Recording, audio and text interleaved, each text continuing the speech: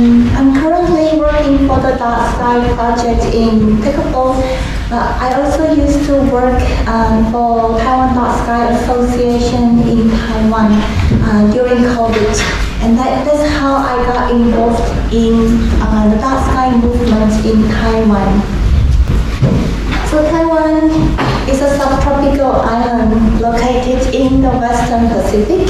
To picture Taiwan, you can imagine half size of Tasmania here and squeeze all people in Australia into that tiny island. So Taiwan is very crowded. How can we possibly find Dark Sky in this island? Surprisingly, yes, we can, because Taiwan actually has over 460 mountains above 3,000 meters. Incredible, isn't it? And the 2/3 of the island is covered by mountains and the forest, which also protects the night sky and shape the diverse cultures in the landscape across the island.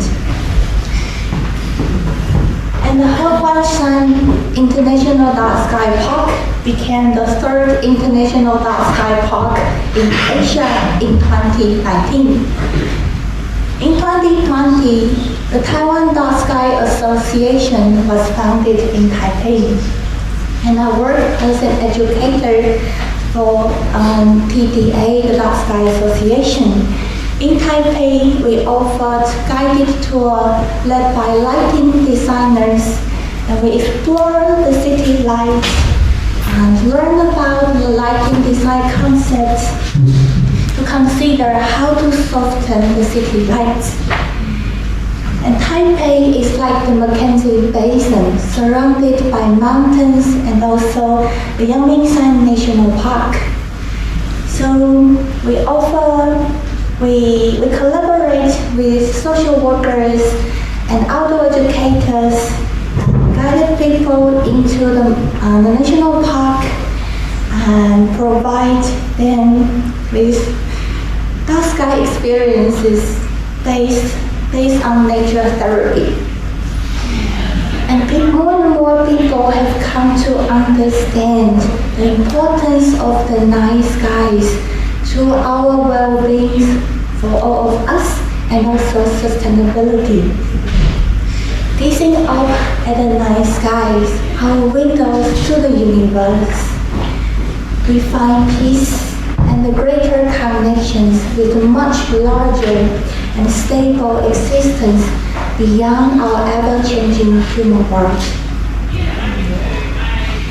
In the eastern Taiwan, where mountains meet the sea, like Kaikoura, many indigenous tribes, they still live in harmony with nature.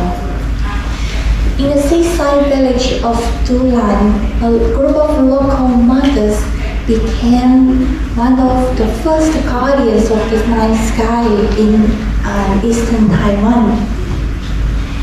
They revived cultural astronomy within the Amis tribes, also raised the public awareness of the dark sky. And their success inspire more and more communities to preserve the night sky across Taiwan.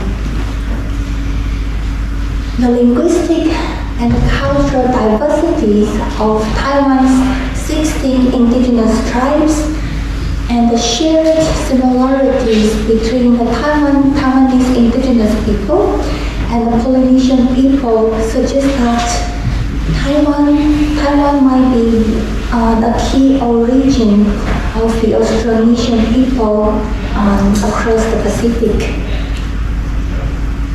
They were among the first wayfinders mastering star-based non-instrumental navigation, guided by the stars, the wind, the seabirds, and the patterns of the oceans, voyaged across the Pacific thousands of years ago.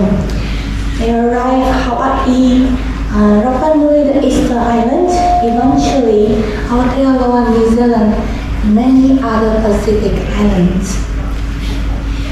In 2020, I began practice the wayfinding culture with a group of ocean educators in Taiwan. We had the honor of learning from Hawaiian elder Uncle Kim during his visit in Taiwan. Gazing at the horizon as the waves touched our feet, he turned to us and said, "I have finally returned to my ancestors' motherland. Land covers 30% of the earth, ocean is 80%, and the sky above us is 100%. Despite we all have our preferences, we must care for it all." This year, we co-founded the Taiwan Ocean Wayfinding Association, hosting camps in over 50 schools, using hand-crafted Starlight compass and navigation games.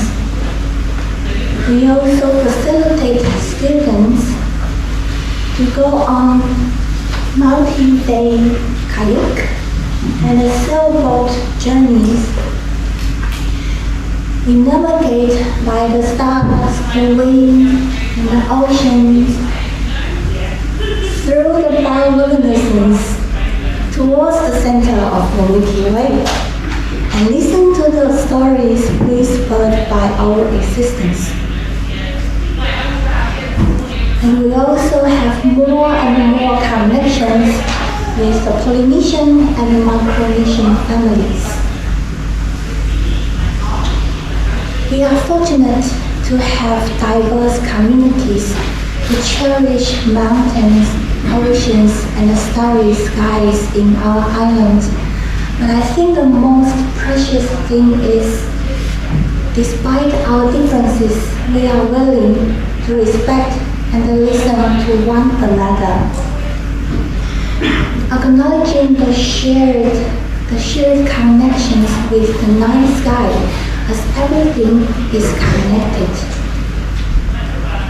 This openness unites us all together to discover the diverse landscapes and the cultures with people of all ages, not only in this island, but around the globe, to co-create lasting stargazing memories to pass down. In 2019's New Zealand Starlight Conference, we only had one participant traveling from Taiwan. But this year, we have more. And I want to acknowledge all of them. May you please stand up, my dearest friend traveling from Taiwan, please.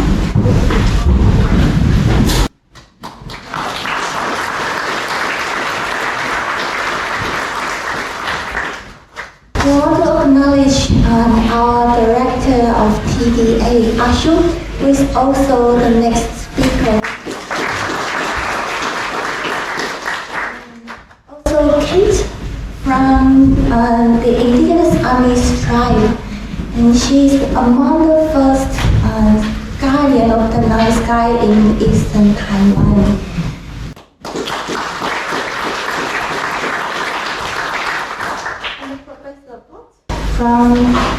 Professor Pot from the university in southern Taiwan, she is leading a collaborative wayfinding educational programs in southern Taiwan with local tribes.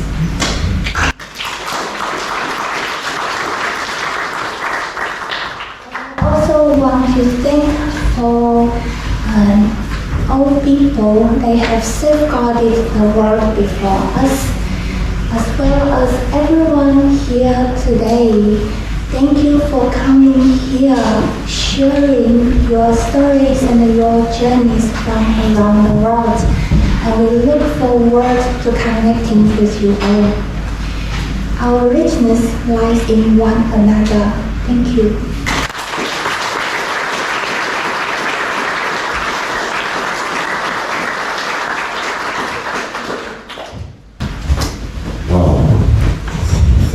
very much, and we have got some time for questions.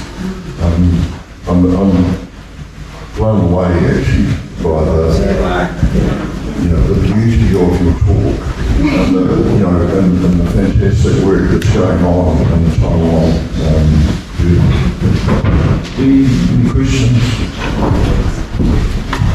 Thank you, Joanne. You mentioned that Polynesian people, including the Maori of New Zealand, may have originated from Taiwan, and I believe there is some genetic evidence to support that theory. You also said there were 16 native tribes in Taiwan. Is there one particular tribe who may have been the origin of Polynesian migration? Thank you. At the moment, we are not so sure if there is a specific type for the indigenous, for the Austronesian people, the original Austronesian people, but more and more studies suggest that the people from eastern Taiwan, especially the Amis or the Dao tribes, they might be the first people originated with the Polynesian peoples. So it's very important for the eastern Taiwan to preserve the night sky and revive their indigenous cultural astronomy. It is not only for this island, but also international collaborative work and revival for the Pacific Ocean as well. And we have come to realize that the wayfinding culture is not only important for the indigenous people, but also I'm not part of any tribes in Taiwan. But through the journey, I realized that wayfinding is a way of restoring a greater connection with all the existence above the sky and in the oceans. And also a way for us to understand who we are as a whole. I think it's very important for the modern world to acknowledge this beautiful culture and the great voyaging they have done around the world. Fantastic.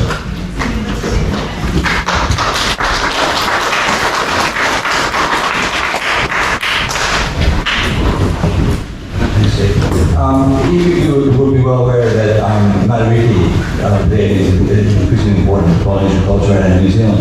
Are there legends or stories about the deities in Taiwanese culture? Can we please go to the first slide? Thank you. And maybe a little bit easier for you to read.